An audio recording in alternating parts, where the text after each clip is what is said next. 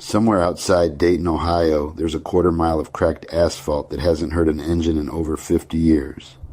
Not really. The grandstands rotted away decades ago. The floodlights are dead, their bulbs long since stolen or shattered by kids with nothing better to do on a Friday night. But if you stand at the starting line at just the right hour, when the light turns that particular shade of orange right before dusk, you can almost still hear it. Because in the summer of 1970, two brothers made a promise on this stretch of asphalt, and it took 52 years, a funeral, and an old brass key tied with a faded ribbon for anyone in their family to find out what actually happened to it. In 1970, 17-year-old Danny Kowalski and his older brother Mike had been saving for nearly 2 years. Paper routes, mowed lawns every Saturday of 2 full summers, overtime shifts Mike picked up at the plant that nobody else wanted. Every spare dollar for 2 years straight went into a single shared dream. A brand new Hemi-powered muscle car ordered special from a dealership out on Route 4 in a shade of orange so bright the salesman joked you could probably see it from the moon on a clear night. It arrived that spring with a hood scoop wide enough to swallow a basketball whole, and more raw power under the hood than either brother had ever driven in their lives, let alone owned outright. That first Saturday, they didn't even wait to properly wash the dealership grime off it. They drove straight to the strip outside town, lined up against boys twice their age driving cars that, on paper, were nowhere near as fast, and lost. Badly. It didn't matter one bit. Losing in that car, they'd tell people for years afterward, felt better than winning in anything else either of them had ever touched. 3 racing seasons followed after that first defeat. Not every run ended in a win. The shelf in their garage held exactly one small trophy, dented badly on one corner from when the shelf itself collapsed sometime in 1972. But the two brothers built a local reputation on that quarter-mile strip that outlasted the car itself by decades. People in town still remembered the Kowalski brothers and their screaming orange Hemi, long after most of them had completely forgotten who actually won those Saturday night races to begin with. Then came the autumn of 1974. The oil crisis hit small-town Ohio the same way it hit every industrial corner of America that year. Gasoline prices doubling almost overnight, factory hours getting cut right along with them, and suddenly a car that drank fuel the way theirs did wasn't a shared dream anymore. It was a liability neither brother could easily afford. Mike, meanwhile, had a wedding to pay for that spring. A fiancée named Carol, a reception hall already booked and deposited on, and a factory paycheck that no longer stretched nearly as far as it used to just 12 months earlier. The two brothers agreed, sitting at a kitchen table one cold October evening, that the car simply had to go.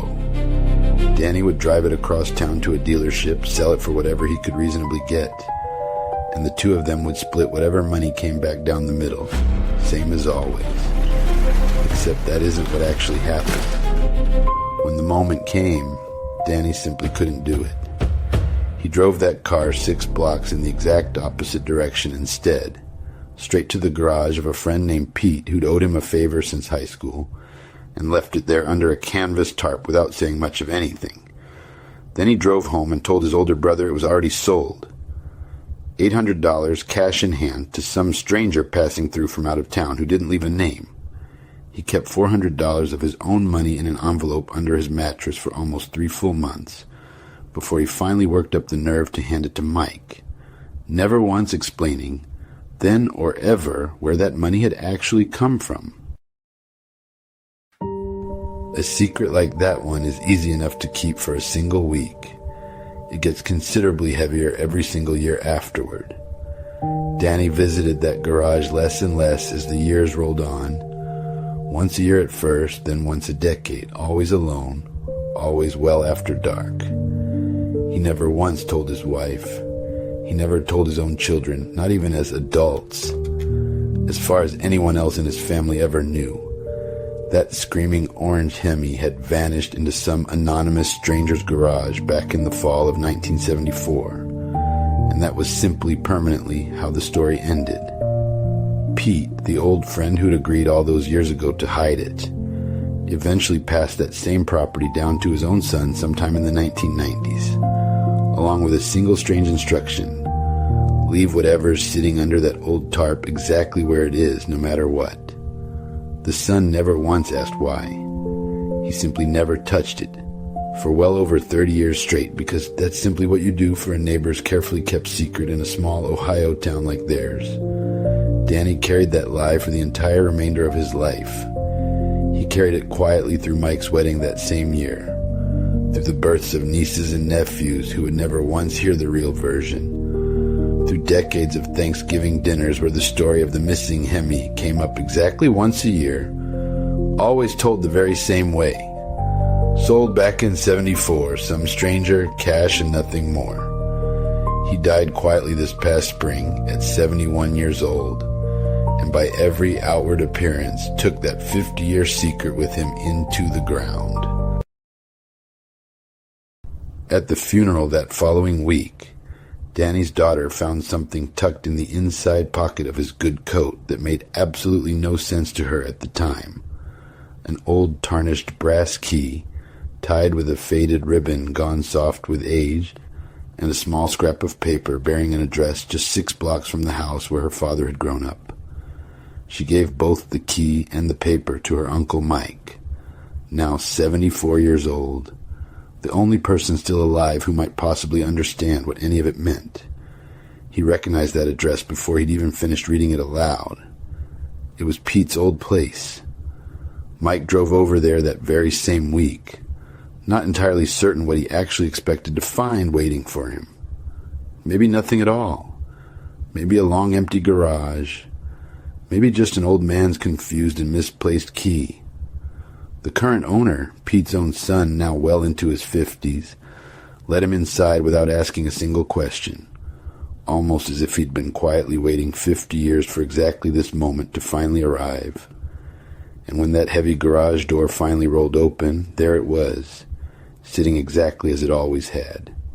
Matte black hood scoop, screaming orange paint, faded now to the dull color of dried rust and decades of undisturbed dust, but still unmistakably, undeniably the very same car, sitting in the very same corner, exactly where his younger brother had supposedly sold it to a stranger 52 years, one broken promise and one entire lifetime ago. It took 3 full weekends after that, along with new fuel lines, a fresh battery, and a great deal of very careful, very patient cleaning, before Mike finally worked up the courage to turn that key himself. The Hemi cranked twice, coughed hard once, and then roared back to life, sounding almost exactly the way it had on those Saturday nights back in 1973. Loud, uneven, and completely unmistakable. He didn't sell the car this time around. He couldn't imagine it, honestly, after everything it had quietly waded through. Some promises, it turns out, take 52 years to finally keep. This one, against every reasonable odds, finally did. Rust and legacy tells the human stories behind forgotten machines. The ones left behind in barns, in garages, in fields nobody visits anymore. If a rusting old car has ever made you wonder about the story behind it, you're exactly who this channel was built for. New stories every single week.